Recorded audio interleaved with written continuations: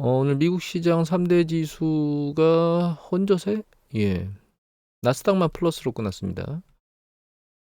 어, 주식시장 자체는 초반부에 세차게 내렸던 다우는 머리를 많이 못 들고요.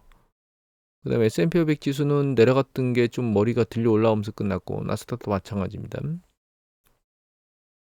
음, 오늘 미국 지표 나온 것 중에서, 미국 지표 말고 이제 일단 중국 지표를 먼저 보면 중국 같은 경우에는 CPI 지수가 소비자 물가 상승률이 전년 동기 대비 0.1% 상승한 걸로 발표됐거든요. 이 정도는 이게 사실 이 소비자 물가가 일정 부분 소비자들의 수요를 반영하거든요. 근데 이렇게 물가가 전년 동기 대비 떨어진다는 얘기는 그만큼 수요가 살아나지 않고 있다는 뜻으로 해석할 수도 있거든요. 이게 일정 부분 좀 내려와서 일정 수준에서 멈춰야 되는데 이렇게 추세적으로 급락한다는 얘기는 그만큼 소비자들의 수요가 강하지는 않다는 뜻입니다, 사실. 소비자 물가를 올리지 못하고 있는 거죠. 그래서 중국이 위드 코로나 이후에 뭐 지표들이 괜찮게 나오곤 있습니다. 몇 가지들이. 그런데 전반적인 수요를 반영하는 소비자 물가 상승이 이렇게 낮다는 얘기는 중국 경제가 그렇게 활력이 세진 않다. 그래서 기사 중에는 그 기사도 본 적이 있거든요. 제가 여러분들한테 보여드리진 않았는데 여행하는 사람의 숫자는 많이 늘어났는데 실제로 지출한 금액들은 1%도 늘지 않았다. 이런 얘기를 봤거든요. 그래서 실제로는 좀 아끼면서 사는 그런 형태로 관광객이 늘긴 했지만, 활동이 늘긴 했지만 지출은 그렇게 많이 늘리질 않았다. 따라서 수요가 그렇게 많이 는 게 아니기 때문에 소비자 물가 상승은 하락 압력을 받고 있다. 오히려 디플레이션 압력을 받는 거죠. 이게 좋지 않다. 이런 걸 말씀드리고 싶고, 또 한 가지는 신규 실업수당 청구 건수, 신규 실업수당 청구 건수가 나왔거든요. 나왔는데 여기서 급등했습니다. 이 정도 튀었다가 위로 쭉 올라가면서 급등했거든요. 왼쪽입니다, 이 데이터는. 그런데 제가 이제 저한테 강의 들었던 분들한테는 계속 말씀드렸지만 고용 지표를 유심히 모니터링 해야 된다고 말씀드렸고, 역시 향후에 지금 미국의 고용이 아직은 뜨겁다고 얘기는 하지만 이게 지금 이거 빨간 거는 신규 실업수당 청구 건수고 이 파란 거는 4주 이동 평균선입니다. 그거에 그다음에 연두색은 계속적으로 실업수당을 청구하는 건수거든요. 근데 이게 지금 세 개가 다 바닥을 찍고 추세적으로 계속 위로 올라가고 있습니다. 이 강도가 세지면 그러니까 고용 지표가 여러 혼재돼서 나오죠. 비농업 부분 전체 고용 보면 계속 위로 우상향하고 있습니다. 계속 추가적으로 고용돼서 그러니까 경제 활동에서 이제 고용돼서 일하는 사람들이 점점 늘어나고 있긴 하죠. 그 다음에 최근 또 보여드렸지만 정규직이 추세적으로 늘어나고 있긴 한데 문제는 그렇게 늘어나는 숫자들도 있지만 신규로 계속 해고를 당하는 사람들이 있는 거거든요. 경제가 좋으면 해고 상황이 계속 발생하지 않아요. 일정 부분은 옆에서 개걸음을 쳐야 되는 모습을 보여야 되거든요. 그러니까 고용이 가장 상단의 정점 언저리에 오면 신규 실업수당 청구, 그러니까 해고되지 않는 거죠, 새로. 그렇게 해고되지 않는 사람의 수가 늘어나지 않는 상태에서 버텨줘야 됩니다. 근데 얘가 늘어나고 있다는 얘기는 어느 순간 어느 점포, 어느 기업에서는 사람을 잘라내고 있다는 얘기예요. 견디질 못해가지고. 물론 그거 이외에 다른 쪽에서 뽑는 사람들도 있다는 거죠. 이게 혼재돼 있다는 얘기는 경제가 전부 다 좋은 건 아니라는 뜻인 거죠.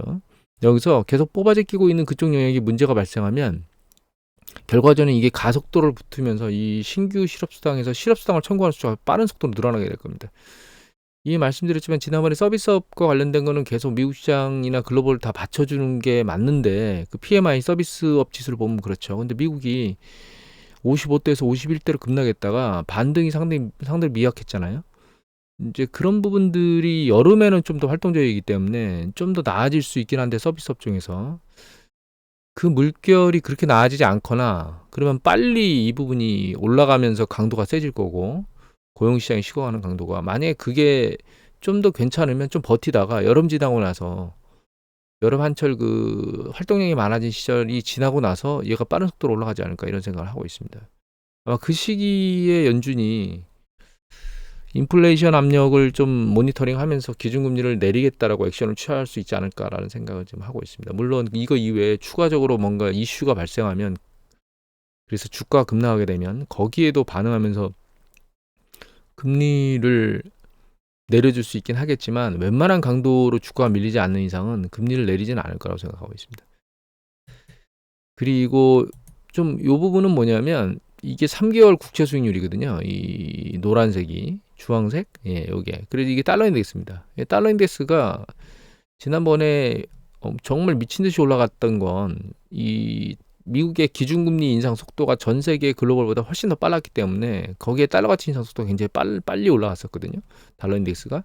그러다가 이게 과도하게 오른 게 점점점 밑으로 내려오기 시작했어요. 이 인상 강도가 보시면 굉장히 빠른 속도로 밀려 올라오다가 강도가 좀 줄었죠. 그리고 너무 많이 올라왔기 때문에 그걸 반영해서 지금 내려왔거든요.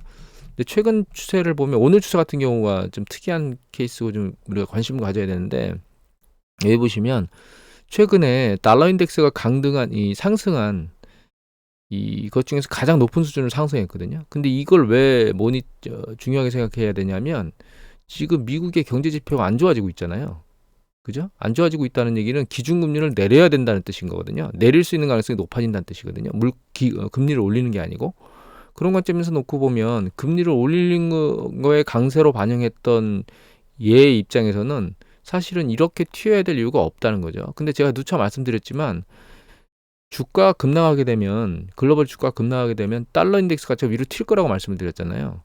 그러니까 그런 형태의 반응을 하고 있다라고 이해를 하셔야 된다는 겁니다. 그리고 달러 인덱스가 또 여기 이제 캔들 차트 이거 달러 인덱스입니다. 달러 인덱스인데 보시면 여기서 개걸음을, 이건 이미 말씀드렸죠. 달러 인덱스는 더 이상 움직이지 않고 개걸음을 치고 있는데 얘 노란 게 이게 유가거든요. 유가 아래로 내려오고 있고 여기 뭐 파란 게 구리 가격입니다. 구리는 내려오고 있죠. 그래서 이게 경기 수축에 베팅을 하고 있고, 좀 전에 말씀드렸던 것처럼 달러 인덱스가 이렇게 급등하게 되면, 그리고 경기 수축에 베팅하면서 달러 자산 가치가 올라가서 달러 인덱스가 이렇게 미로 올리는 달러 선호도가 강하게 되면 금값은 올라갈 수가 없이 밑으로 밀리게 될 겁니다.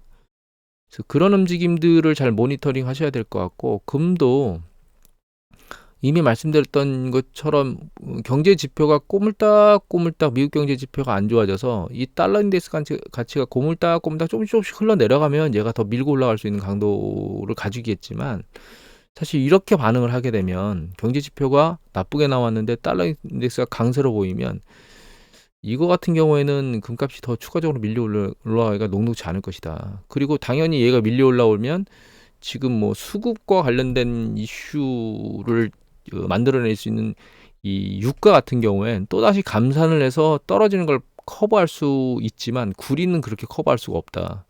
얘는 카르텔이 없기 때문에 구리는 그런 감산이라는 걸 커버할 수 없는 입장이거든요. 그래서 구리의 하강 속도는 굉장히 빨라질 수 있고, 석유 같은 경우는 여기 다시 밀려내려서 뭐 60달러대가 깨지거나 이러면 또다시 감산을 하거나 이런 액션을 취해서 또다시 받쳐 올리려고 하는 그런 그 작업을 하겠죠. 오펙에서, 사우디나 이런 쪽에서. 물론 그게 경기 수축 가능성에 대한 베팅이 높아지면 아마 감산도 그 문제를 감산한다고 해서 바로 반등하지 못하고 좀 더 추가적으로 내려가면서 반등하는 그런 상황이 발생할 수도 있습니다. 그래서 원자재나 혹은 금 가격은 향후에 경제 지표 나오고 그거에 대해서 달러 인덱스가 어떻게 반응하나 이걸 보면서 우리가 모니터링 계속 해야 될 것 같아요. 다만 단순히 제가 정리를 해드리면 유가나 구리는 아랫방향이 강하고 금도 역시 마찬가지로 아랫방향이 강할 가능성이 높다, 이렇게 생각하고 있습니다. 그 다음에 지금 디폴트 얘기들이 나오고 있거든요. JP모건의 다이먼이 경고를 하고 있긴 한데, 이거는 다이먼이 경고를 안 해도, 사실 이 제이미 다이먼이 경고를 안 해도 불안정한 건 이미 예전에 알려졌거든요. 여기 보시면 이게 지금 삼성경제연구소의 정영식 연구원께서 2011년 9월 30일 날 올린 리포트입니다. 2011년도입니다. 이때 또 2011년도에도 이 부채 협상 때문에 난리를 쳤거든요.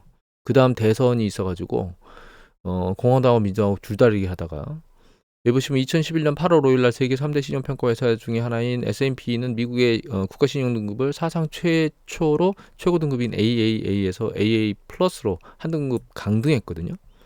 이때 강등했는데 이게 8월 5일이잖아요. 일단 요 날짜별로 8월 5일 날 보면 이게 그때 S&P 500 지수거든요. 이게 8월 5일 날이 이날입니다. 이날이 8월 5일이에요. 그런데 그 이전부터 7월 25일부터 이렇게 한 열흘 전부터 꼬물딱꼬물딱 주가가 힘을 잃고 내려가기 시작합니다. 이때 이제 부채 협상이 난항이고 어쩌고저쩌고 이런 뉴스 보도들이 계속 쏟아져 나왔겠죠. 힘을 잃고 내려오다가 쭉쭉 빠지면서 실제로 신용등급을 강등한 이후에 그 다음날 바닥을 빡 찍고 그 바닥을 일정 부분 유지하다가 반등했거든요. 이때 주가가 요 열흘 동안 빠진 게 16% 빠졌습니다. 그래서 S&P 500 지수가 일정 부분 강도를 높여서 빠질 수 있고, 이게 이때는 사실 경제 지표는 그나마 괜찮은 때였거든요. 근데 지금도 경제 지표 괜찮긴 하긴 하지만 이렇게 빠진 이후에 경제 지표 여기서 반등해서 추세적으로 올라가지를 못하고 더 빠질 수도 있어요. 왜냐면 미국 경제 지표가 이게 안 좋은 방향으로 계속 움직일 가능성이 높거든요. 그러니까 이때는 경제 사이클이 확장 국면 중반에 있었던 때고, 확정면 중반? 이때는 확정면 중반이기보다 확정면 초반이라고 말씀을 드려야 되겠네요. 아직 기준금리도 인상하기 전이었으니까, 글로벌 금융위기 이후에. 불안정한 상황이고, 지금은 정점에서 수축국면으로 떨어지고 있는 상황이기 때문에 주가가 한번 확 밀렸다가, 이 지금 주가 차트를 제가 올렸거든요. 여기서 주가가 한번 쭉 밀렸다가 여기서 힘을 내지 못하고 옆으로 개걸음을 이렇게 치다가 이 경제 지표들이 안 좋아지는 쪽으로 쭉 움직이게 되면 주가가 다시 한번 세차게 더 밀리면서 안 좋은 상황을 연출할 수 있다는 거죠. 지금 현재 미국, 이거는 매크로바 사이트 데이터인데, 이게 미국의 디폴트 프리미엄이거든요. CDS 프리미엄. 그게 지금 65.29 나오고 있는데, 우리나라 같은, 이게 우리나라입니다. 우리나라가 지금 현재 45.5예요. 우리나라보다 디폴트 확률이 더 높습니다, 지금 미국이. 그래서 이 제이미 다이먼이 얘기하는 것처럼 실제로 재앙이 될 수 있는 상황이 나올 수도 있다.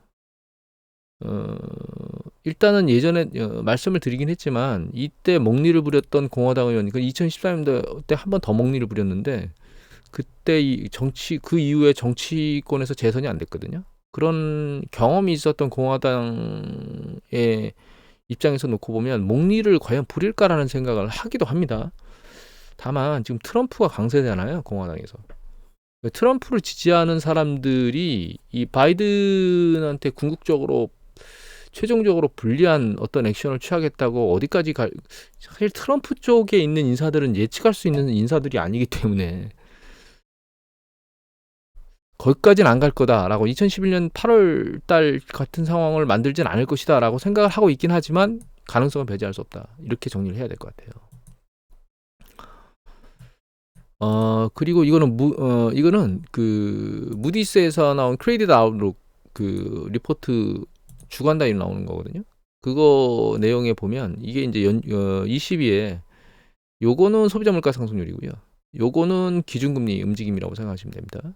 근데 보시면 이제 물가 상승률이 둔화되고 있긴 하지만 아직은 상대적으로 좀 높아가지고 8%, 7%대 있죠, 지금. 그래서 금리는 아직 이제 금리를 세울 수는 있겠지만 제가 보기엔 세우기도 조금 애매모호하고 조금 더 들려야 될 것 같아요. 한두 번 정도. 그런 상황인데, 여기 보시면 이게 뭐냐면 유로 지역의 그 은행 대출 전년 동기 대비 증감률이거든요. 그런데 유럽 전체로 놓고 보면 아직 증가세가 한 2%, 3%대 정도 있는데, 여기 보시면 스페인이나 혹은 이탈리아 같은 경우에는 전년 동기 대비 그 대출 증감률이 마이너스로 들어갔습니다. 자금 순환이 안 된다는 거죠, 잘. 전체적으로 증가율이 좀 떨어지고 있어요. 이거는 예금자들 예금 증가율이거든요. 전년 동기 대비 증감률 전부 플러스이긴 한데, 여기 보시면 감소 속도가 굉장히 빨라지고 있습니다, 지금. 이거는 금리 부담과 물가 부담이 동시에 반영하면서 저축할 수 있는 여력이 점점점 줄어들고 있는 거 아닌가, 이런 생각이 들게 됩니다. 미국 같은 경우에는 전년 동기 대비 증감률 관점, 이게 지금 전년 동기 대비 증감률이 아니고 미국 같은 경우는 소득 대비 그 저축률이 나왔잖아요. 가처분 소득 대비. 그게 점진적으로 증가하고 있어서 잘 그러니까 그 물가 압력이나 금리 압력에 대응을 하고 있는 것처럼 저는 해석을 하고 있는데, 여기는 그 데이터를 제가 찾아보진 않아서 다음번에 제가 찾을 수 있으면 찾아서 내용을 좀 보여드리도록 하겠습니다. 그리고 요거는 그냥 관심만 가지시기 바랍니다. 저도 굉장히 관심이 많은데, 이 튀르키예의 요 에르도안 대통령이 20년 철권 통치를 했는데 초반에는 괜찮다가 가면 갈수록 정치에 대해서 목을 못 놓고 헛짓거리를 하는, 인플레이션 압력이 센데 금리를 막 내리고 이런 정신없는 짓을 하다가 지진 발생한 거에 민심이 싸늘해져 가지고 지금 14일 날이 대선이랍니다. 어떻게 되는지 저도 개인적으로 궁금합니다. 이런 쪽에 있는 지금 국가가 또 하나, 이스라엘도 마찬가지거든요. 이스라엘도 난리인데 개인적으로 이제 이게 어떻게 되는지 한번 궁금해서 관심 기사로 올려봤습니다. 여러분도 한번 관심 있게 지켜보시기 바랍니다. 오늘은 이것으로 마치도록 하겠습니다.